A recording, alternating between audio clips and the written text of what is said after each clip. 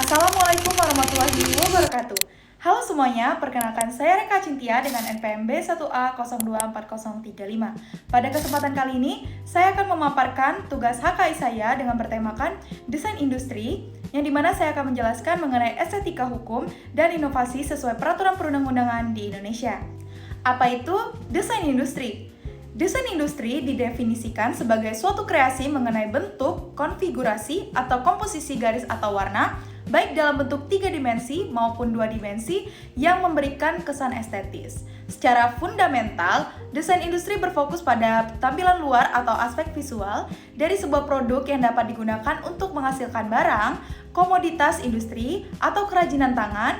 Berbeda dengan karya seni murni, desain industri harus dapat direplikasi dan diproduksi secara massal dalam skala industri. Dasar hukum Indonesia. Di Indonesia, perlindungan hukum terhadap karya desain industri diatur secara khusus dalam Undang-Undang Nomor 31 Tahun 2000. Regulasi ini dikelola oleh Direktorat Jenderal Kekayaan Intelektual (DJKI) di bawah naungan Kementerian Hukum dan Hak Asasi Manusia. Keberadaan undang-undang ini bertujuan memberikan perlindungan hukum bagi para pendesain atas hasil karya intelektualnya, serta mendorong semangat kreativitas dan inovasi di kalangan industri agar mampu bersaing di pasar global. Syarat utamanya yaitu kebaruan atau novelty. Suatu desain industri hanya dapat diberikan perlindungan jika desain tersebut memiliki unsur kebaruan atau novelty. Artinya, pada tanggal penerimaan permohonan, desain tersebut tidak sama dengan pengungkapan yang telah ada di sebelumnya, baik yang dipublikasi secara tertulis maupun melalui media elektronik lainnya. Kebaruan ini menjadi syarat untuk mutlak karena hukum desain industri bertujuan melindungi orisinalitas yang belum pernah menjadi bagian dari domain publik sebelumnya. Adapun subjek dan objek perlindungan, yang dimana subjek dari desain industri adalah pendesain, yakni satu dan beberapa orang yang lain menghasilkan karya desain tersebut. Dalam konteks profesional, jika sebuah desain disebut dalam hubungan kerja atau dinas, maka hak atas desain tersebut umumnya dimiliki oleh pemberi kerja, kecuali ada perjanjian lain. Sementara itu, objek yang dilindungi adalah tampilan luar produk seperti bentuk bodi kendaraan, corak kain, hingga desain kemasan produk. Dan asalkan perubahan tersebut bersifat visual dan bukan merupakan fungsi teknis. Selanjutnya, masa berlaku perlindungan. Berbeda dengan hak cipta yang memiliki jangka waktu panjang, perlindungan desain industri di Indonesia diberikan untuk jangka waktu 10 tahun terhitung sehingga tanggal penerimaan pendaftaran.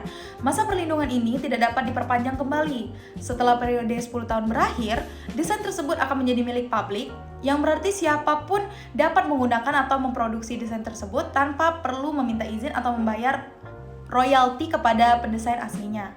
Kemudian, hak eksklusif pemegang desain, yang dimana pemegang hak desain industri memiliki hak eksklusif untuk melaksanakan desain yang terdaftar, serta melarang pihak yang lain tanpa persetujuan membuat, memakai, menjual, mengimpor, mengekspor, atau mengedarkan barang yang menggunakan desain tersebut.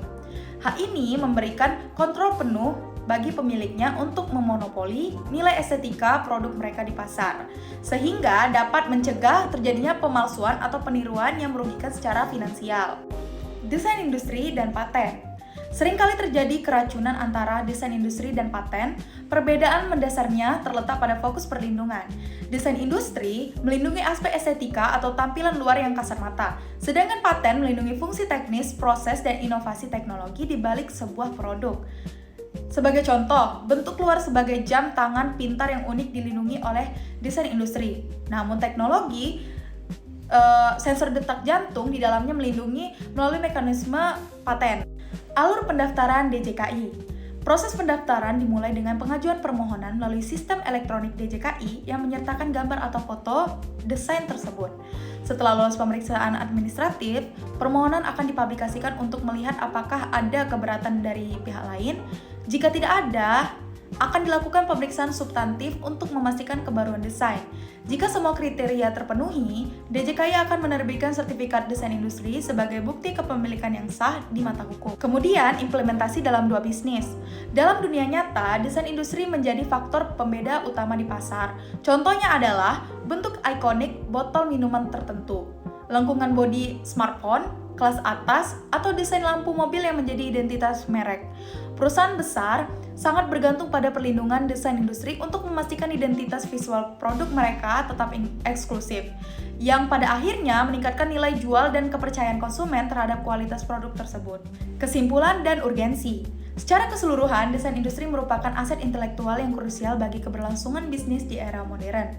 Melalui perlindungan hukum yang tepat, inovasi visual pendesain dapat dihargai secara ekonomi sekaligus memberikan rasa aman bagi pelaku industri untuk terus berkreasi. Memahami aspek hukum dan teknis desain industri bukan hanya soal kepatuhan, tetapi juga tentang strategi dalam membangun keunggulan kompetitif yang sulit ditiru oleh pesaing. Demikianlah pemaparan desain industri dari saya. Jika ada salah, saya memohon maaf dan kepada Allah saya mohon ampun. Wabillahi taufiq wal hidayat. Wassalamualaikum warahmatullahi wabarakatuh.